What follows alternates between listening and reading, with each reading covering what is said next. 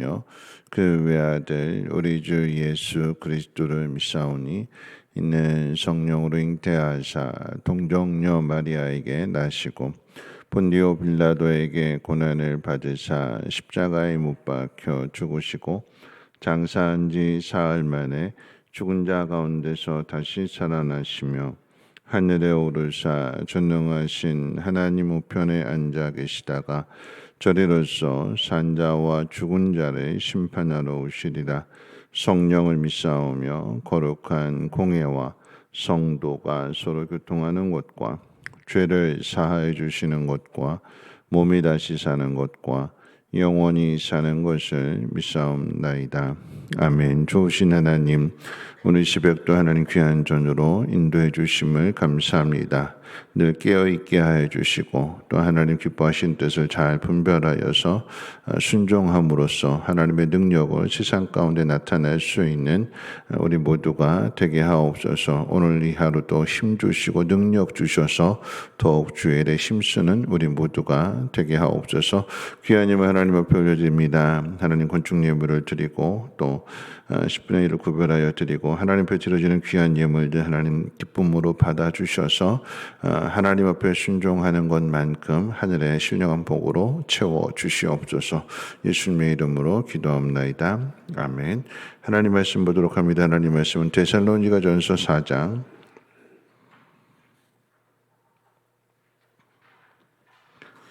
1절 말씀부터 12절 말씀까지 한 절씩 교독으로 읽겠습니다. 데살로니가전서 4장 1절로 12절까지 한 절씩 교독으로 읽겠습니다.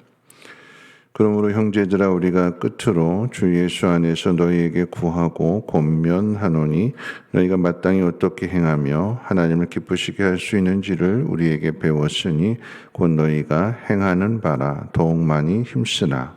우리가 주 예수로 말미암아 너희에게 무슨 명령으로 준 것을 너희가 아느니라.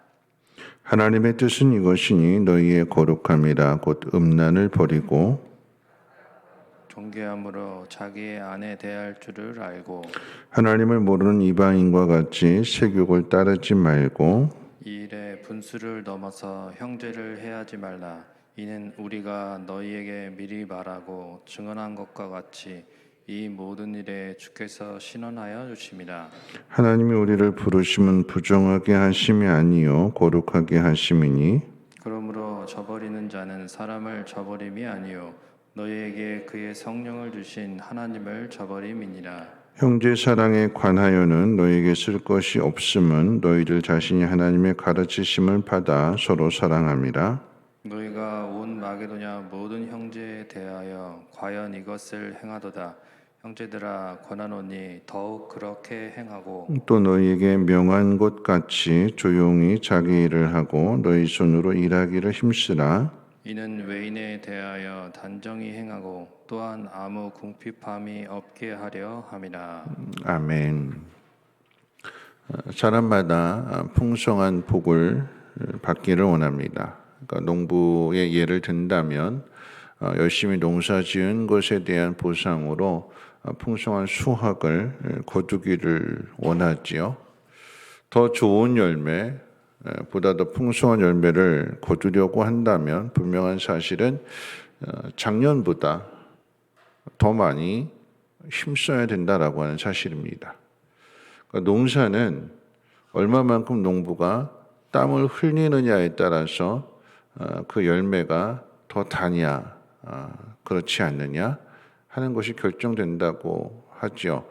전에도 한번 말씀드렸습니다만 동기 목사님이 이제 시골 목회한다고 시골로 내려갔는데 영동으로 내려갔어요. 그래서 이제 거기서 이제 포도 농사도 지으면서 이렇게 목회를 한다고 이렇게 했는데 처음이다 보니까 그 지역에서 농사 잘 하시는 분을 찾아가서 여쭤봤대요. 할머니 어떻게 하면 농사를 잘 지을 수 있을까요? 그랬더니 하시는 말씀이 한 번 더 가면 된다고. 한 번 더 돌아보면 된다고. 남들보다도 한 번 더 가서 그 포도나무 열매를 잘 돌봐주면 그러면 포도나무는 달고 풍성한 열매를 맺어준다고. 그러니까 힘쓰라라고 하는 거죠. 힘 안 들이고 거두는 것은 욕심입니다. 신앙생활도 일상생활도 힘쓰지 않고 되는 일은 없습니다. 여러분 기도도 힘써야 되고 전도도 힘써야 되고 봉사도 힘써야 되고 하나님 앞에 예배하는 것도 우리가 힘을 써야 되는 거예요. 그냥 저절로 되는 일은 절대 없습니다. 모든 게 다 편안해져서 그러면 그때 가서 하는 것이 아니라 힘들고 어려울지라도 그 가운데 힘을 써서 하나님을 예배하고 하나님의 뜻대로 살고자 나아가게 될 때에 그 모습 속에서 하나님의 은혜가 또 하나님의 능력이 나타나게 되는 거죠. 그런데 힘쓰는 것보다 더 중요한 것은 올바른 방향으로 가고 있는가, 또 올바른 일에 힘쓰고 있는가를 잘 살펴야 될 것입니다. 힘을 쓰는데 악한 일에, 힘을 쓰는데 하나님 기뻐하시지 않는 그 일들, 즉 세상 일에 힘만 쓴다고 하면 그 모든 것은 다 의미가 없는 거죠. 여러분 솔로몬은 하나님으로부터 전무후무한 복을 받았지만 평생 헛된 일에 힘을 썼기 때문에 마지막에 모든 것이 다 헛되다라고 전도서 말씀을 통해서 고백했지 않습니까? 복을 받은 이후에 하나님을 위한 삶이 아닌 자기 영광을 위한 삶을 살았기 때문에 결국은 헛된 일에 힘쓰다가 마지막에 가서 내가 모든 것 다 경험해 봤더니 해 아래서 수고하는 모든 것이 다 헛되다. 이 모든 일들을 너희가 잘 들었으니 또 나를 통해서 보았으니까 하나님을 경외하는 것이 그것이 사람의 본분이다. 그게 마지막 가르침이잖아요.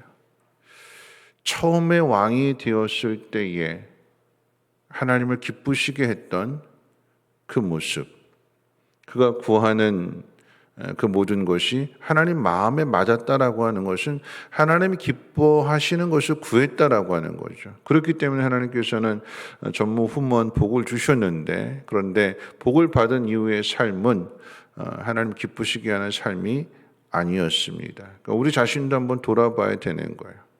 처음에 가졌던 그 모습을 우리는 계속해서 지켜가고 힘쓰고 있는가, 아니면 그 모습을 잃어버렸는가.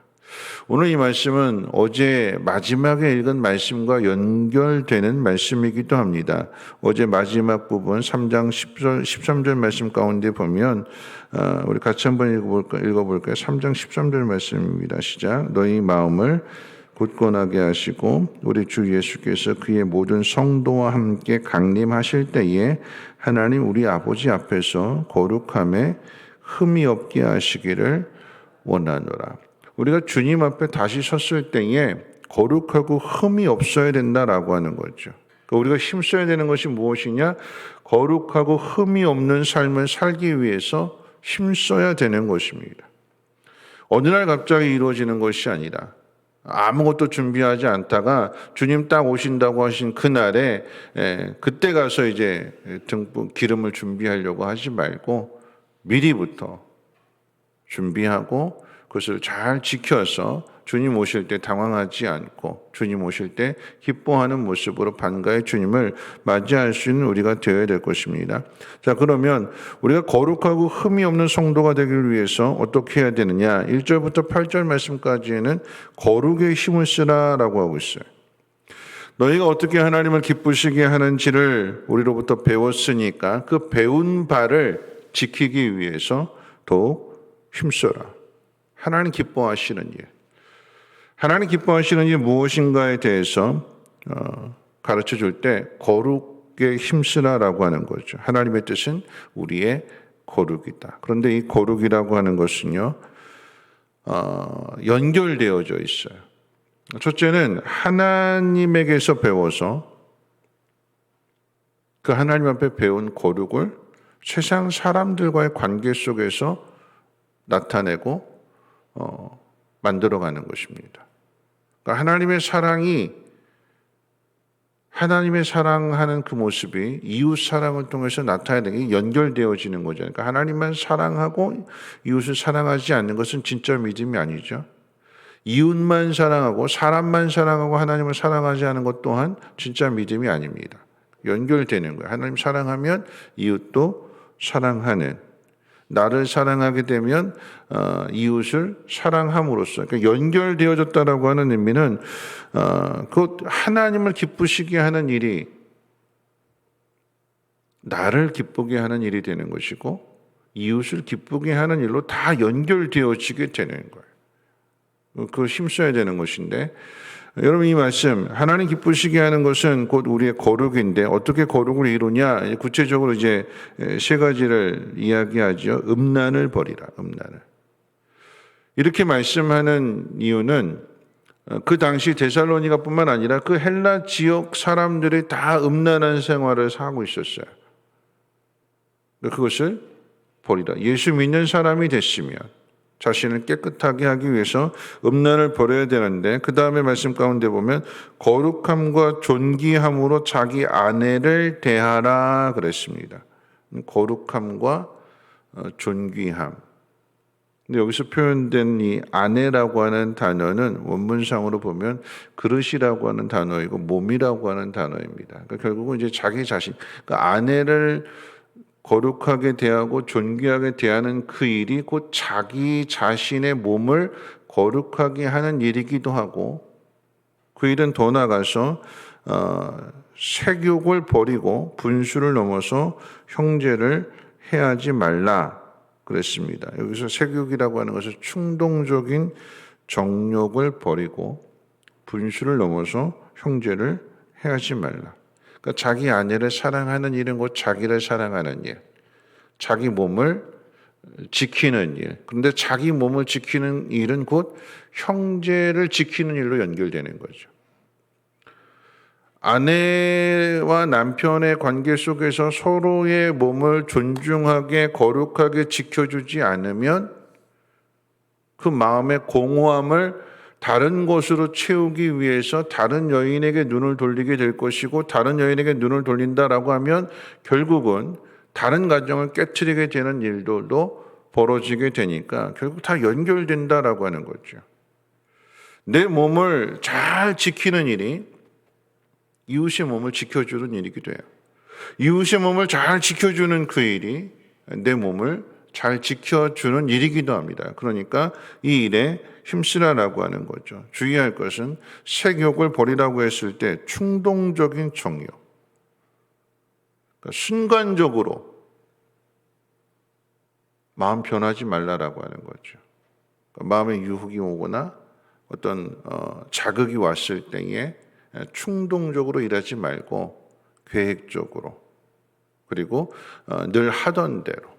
그러니까 거룩이라고 하는 것은 어느 날 갑자기 이루어지는 것이 아니라 계속해서 쌓여져서 만들어지게 되는 모습이 거룩입니다. 그래서 힘써야 되는 거예요. 늘 매일 일상의 삶 속에서. 그래서 9절부터 12절 말씀까지 보면 이 형제에 대한 관계, 이웃과의 관계가 어떻게 연결되는가? 너희가 형제 사랑에 대해서는 더 이상 말할 것이 없다. 너희가 짧은 그 순간의 복음을 받아들이고 믿음의 역사, 사랑의 수고, 소망의 인내 가운데 살아가는 형제 사랑에 대한 그 모습을 바울을 지켜주고 바울을 위해서 감옥에 가는 그런 모습들, 그런 모습 속에서 데살로니가 교회가 서로가 서로를 돌아보는, 고난을 당하고 자기 동족들로부터 핍박을 당하게 될 때 핍박 당하는 사람들끼리 믿음 안에서 하나로 똘똘 뭉치게 되는 거잖아요. 그러니까 그 안에서 서로 돌아보게 되고, 그러면서 공동체를 지켜간다라고 하는 그 모습을 디모데로부터 듣게 되니까 바울이 권면하는 것은 형제 사랑에 대해서는 더 이상 말할 것이 없지만, 그럼에도 부탁하는 것은 더 많이 해라, 더 많이 해라. 그리고 조용히 그 모든 일들을 행하고 자기 일을, 그리고 자기 손으로 일하기를 힘써라. 그러니까 내가 내 자신의 일을 충실하게 잘 감당하는 그 일이 그러므로 인해서 어떤 열매를 거두게 된다면 그 열매를 형제들과 나눌 수 있기 때문에, 결국 형제 사랑에 대한 그 일이 어디서부터 시작이 되는가? 자기 일에 충실해야 되는 거예요. 나에게 주어진 그 일들 늘 하던 대로 조용히 묵묵히 그 일을 잘 감당하고 어려울지라도 힘들지라도 믿음 안에서 하나님을 기쁘시게 하기 위해서 맡겨진 그 일을, 주님 부탁하신 그 일을 잘 감당하고 힘쓰게 될 때에 그 일은 곧 나를 위하는 일이기도 하지만 형제를 위하는 일이기도 하다라고 하는 것입니다. 결국 형제를 책임지는 사람이 자신을 책임지는 사람이 되는 것이고, 그리고 하나님의 뜻을, 하나님의 영광을 나타내는 삶을 살아가는 것입니다. 우리는 홀로 살아가는 것이 아니라 가정 안에서 부부가, 또 가정 안에서 부모와 자식이, 그리고 조금 더 넓혀서 교회 안에서도 마찬가지로 우리 지체들이 서로가 서로를 돌아보는 그 관계 속에서 우리의 거룩을 이루어갈 수 있다라고 하는 것입니다. 여러분, 거룩이라고 하는 것은 나 혼자 성경책 들고 교회 와서 혼자 주여 하고 기도하고 가는 게 거룩이 아니라 사람과 사람과의 관계 속에서 하나님의 영광을, 하나님 기뻐하시는 뜻을, 하나님의 선하심을, 그것을 나타내는 삶을 사는 것이 우리의 거룩인 것이고, 그 거룩은 힘써야 되는 것입니다. 저절로 시간 가서 이루어지는 것이 아니라 매일같이 내 자신을 쳐서 복종시키고, 충동적인 삶이 아닌 쉽게 분노하고 절망하고 낙심하는 그런 삶이 아니라 믿음 안에서 하나님께서 우리를 지키시고 보호하신다라고 하는 그 믿음 안에서 오늘도 묵묵히 자기의 일을 놓치지 않고 잘 감당할 수 있는 지혜의 사람들 되시기를 바라고요.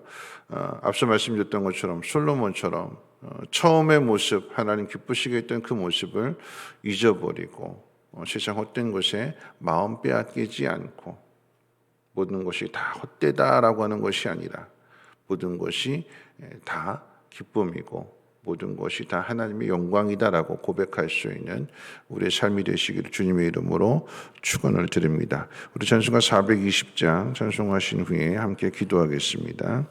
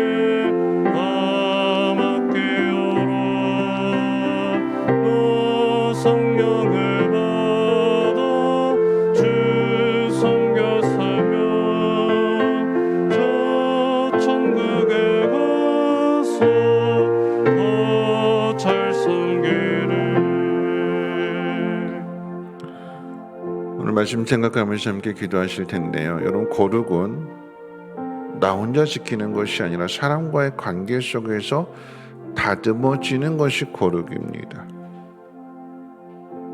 색욕을 버리라라고 하는 것은 충동적인 정욕을 버리라라고 하는 거지. 그러니까 우리가 충동적으로 살면 안 되는 거야. 감정적으로 살면 안 되고 기분파로 살면 안 되고 늘 꾸준하게 어떤 상황 속에서도 오늘 찬송의 고백 가운데 보면 즐거울 때나 슬플 때나 너 주님만 믿고 늘 따라가라. 일 다급하여도 하나님 앞에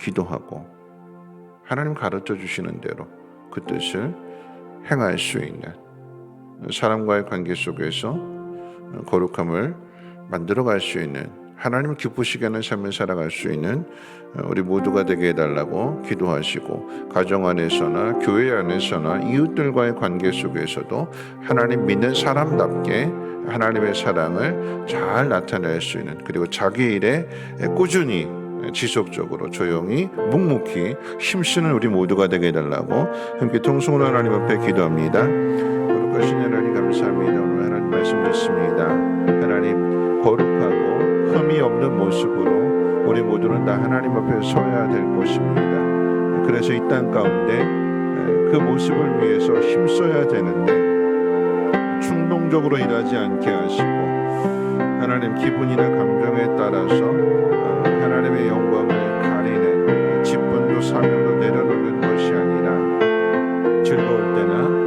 또 슬플 때나 하나님 어떤 상황 속에서도 믿음으로 주님만을 따라갈 수 있는 우리 모두가 되게 도와주시옵소서. 우리는 늘 연약해서 알면서도 넘어지기 쉽습니다.